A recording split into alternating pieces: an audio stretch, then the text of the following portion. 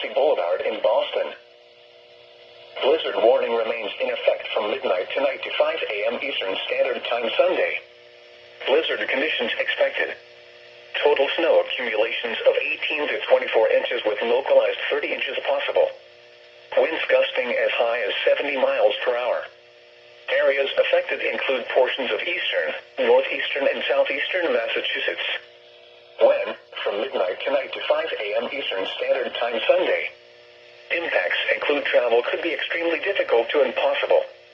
Very strong winds could cause extensive tree damage. Considerable blowing and drifting snow along with near whiteout conditions at times. Snowfall rates of 2 to 4 inches per hour is possible at times. Blizzard warning remains in effect from midnight tonight to midnight Eastern Standard Time Saturday night. Blizzard conditions expected. Total snow accumulations of 18 to 24 inches with localized 30 inches possible. Winds gusting as high as 60 miles per hour. Areas affected include western Plymouth, Massachusetts, northern Bristol, Massachusetts, southern Bristol, Massachusetts, and southern Plymouth, Massachusetts counties.